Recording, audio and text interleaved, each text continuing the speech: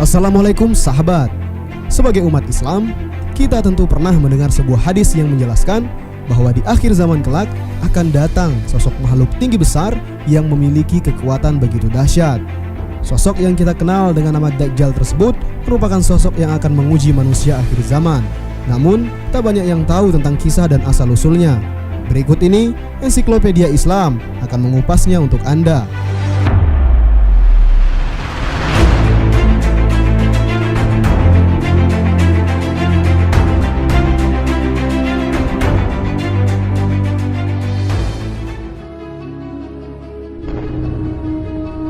Saat ini, kita tahu bahwa Dajjal dipenjara dan dirantai di sebuah pulau asing dan dijauhkan dari keramaian dan hiruk-pikuk kehidupan umat manusia. Ia tidak akan pernah bisa lepas dari penjara tersebut, karena selain dirantai, ia juga dijaga oleh seekor binatang besar bernama Al-Jazazah. Ia baru akan dilepas dan keluar dari pulau tersebut jika Allah sudah menghendakinya.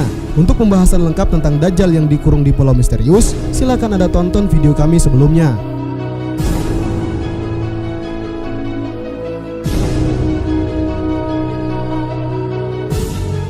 Dalam beberapa hadis dijelaskan bahwa asal-usul Dajjal adalah seorang keturunan Yahudi. Ia lahir dari orang tua yang postur tubuhnya tinggi gemuk dengan hidung yang sangat mancung menyerupai paruh burung. Di masa kecil, Dajjal telah banyak membawa kesialan bagi masyarakat di kampungnya, sehingga banyak masyarakat yang tidak suka dan ingin membunuhnya. Suatu hari, masyarakat di kampung itu tahu akan keberadaan Dajjal di sebuah kuil. Mereka bersepakat untuk membakar kuil itu. Pada saat peristiwa itu terjadi, Dajjal dibawa oleh pendeta kuil untuk dihanyutkan ke laut.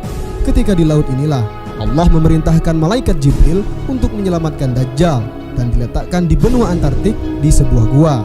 Kemudian selanjutnya malaikat Jibril membawa Dajjal ke sebuah pulau kecil dan dijaga oleh seekor binatang bernama Jazazah yang bisa berbicara bahasa manusia.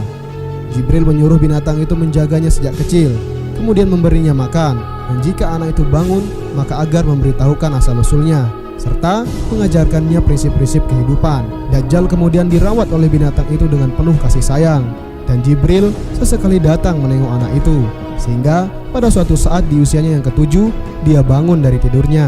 Dia keluar dari gua tempatnya berteduh dan bertemu dengan binatang yang mengasuhnya. Pertama dia takut, tapi kemudian binatang itu mengajaknya berbicara. Engkau adalah anak kecil yang diselamatkan oleh malaikat Allah, yaitu Jibril. Ketahuilah tentang asal-usulmu. Jibril menyuruhku untuk memberitahumu bahwa engkau adalah anak yang disayangi Allah dan diberi kehendak bebas untuk memilih jalanmu. Jika engkau mengikuti jalan Jibril dan para nabi, maka engkau akan menjadi orang yang mulia, raja yang hebat di muka bumi ini. Dan jika engkau mengikuti jalan iblis, maka engkau akan menjadi pendurhaka yang akan dikutuk oleh makhluk seisi bumi, karena engkau akan berbuat kerusakan yang besar dan jahat tiada tara. Dajjal kecil kemudian membalas, apa buktinya bahwa engkau berbicara benar? Maka oleh binatang itu, Dajjal diajak ke suatu tempat di pulau itu dan menunjukkan lempeng-lempeng bertuliskan tangan Jibril. Binatang itu berkata, ini ditulis sendiri oleh malaikat yang mulia, yaitu Jibril, dan merupakan pedoman hidup untukmu. Janganlah kau melenceng dari pedoman-pedoman ini, atau kau akan menjadi manusia durhaka. Lempeng-lempeng itu bertuliskan di antaranya, Allah adalah Maha Pencipta, Raja alam semesta, sembahlah hanya Allah dan jangan mempersekutukannya. Di sisi lempeng itu ada segumpal zat atau materi yang merupakan sisa alat tulis Jibril yang dibawa dari surga. Dajjal kecil memegang zat itu dengan tangannya, kemudian dipermainkannya, dan ia menemukan bahwa zat itu sangat ajaib karena bisa menghidupkan kembali hewan yang sudah mati. Zat inilah yang kelak akan digunakan Dajjal sehingga bisa menghidupkan makhluk yang sudah mati. Binatang pengasuhnya mengajarkan kepada Dajjal cara-cara ritual menyembah Allah dan menyuruh agar rutin melaksanakannya. Namun Dajjal itu enggan dan selalu membangkang hingga usianya dewasa. Dia sangat tertarik pada kehidupan di pulau itu, sehingga ia mempelajari semua aspek ilmiah. Dan dengan kecerdasannya yang luar biasa, dia mampu menguasainya dengan bantuan penjelasan dari pengasuhnya.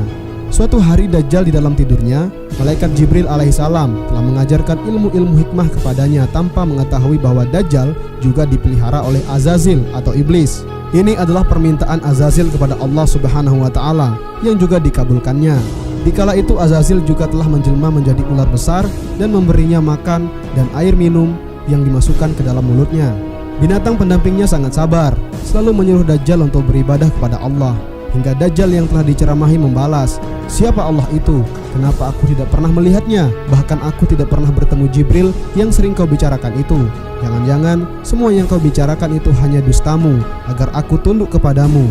Dengar ya, aku lebih hebat darimu dan Allah yang kau sebut-sebut itu," kata Dajjal. Binatang itu ketakutan setengah mati mendengar makian Dajjal, lalu kemudian berkata, "Aku adalah ciptaan Allah dan aku hanya taat kepadanya. Engkau telah mengatakan hal yang mengguncang langit, maka dengarlah, bagimu ada dua janji. Kesempatan pertama adalah jika engkau menyatakan tunduk kepada Allah, maka perkataanmu akan diampuni. Namun jika engkau tidak mau, maka tinggalkanlah pulau ini untuk melihat kehidupan di luar sana agar kau menyadari keesaan Allah.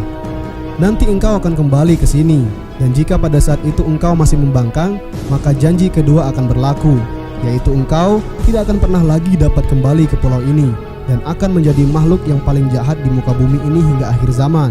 Dajjal kemudian pergi, membuat perahu dan di tengah laut berpindah ke kapal lain dengan mengarang cerita bahwa ia adalah korban kapal.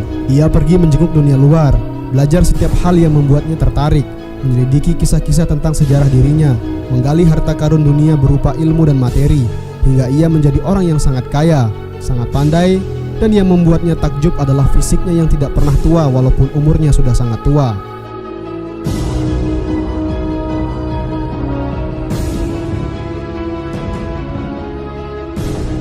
Negeri pertama yang disinggahi Dajjal pada usianya yang ke-20 adalah Yaman. Di sana ia belajar berbagai hal baru setiap hari dan dapat memahami makna kehidupan dan makhluk hidup dengan sangat cepat, seolah-olah ia memiliki kecerdasan dan kemampuan 100 kali lipat manusia lainnya. Setiap orang yang mengenalnya merasa kagum pada kekuatan, kemampuannya yang besar, dan keajaiban dalam kecepatannya berpikir.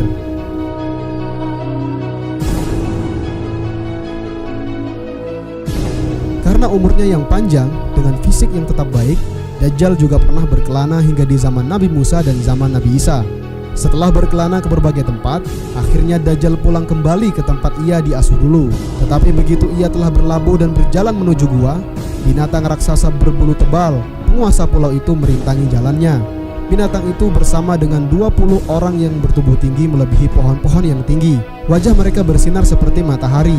Pada tangan mereka terdapat rantai besi berlapis baja yang tampak jelas bukan buatan dunia ini.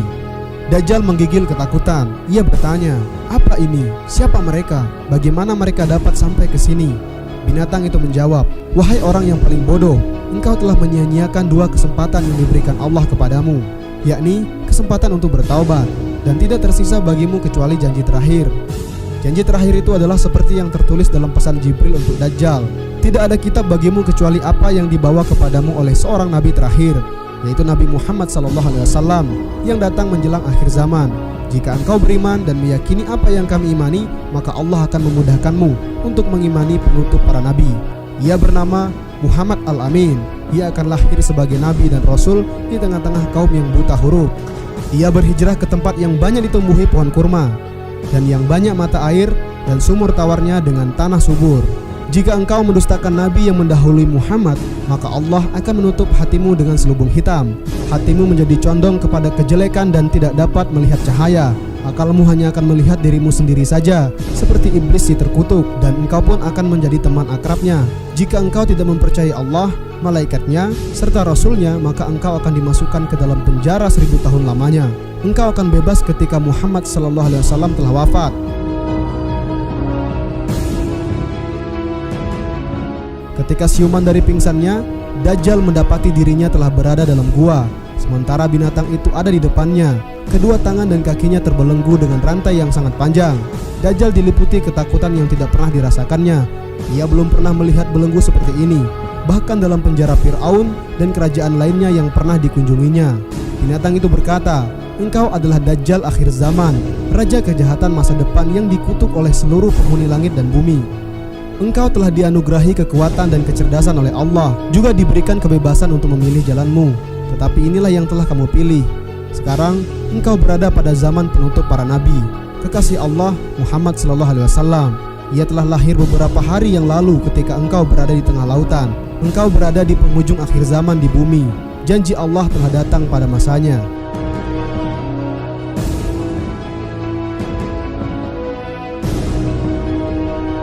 Demikian pembahasan kami tentang asal-usul Dajjal. Semoga dapat memberikan manfaat bagi Anda yang menontonnya. Jika Anda suka, maka jangan sungkan untuk mensupport channel ini dengan menekan tombol like, subscribe, kemudian sebarkan ke teman-teman Anda. Assalamualaikum warahmatullahi wabarakatuh.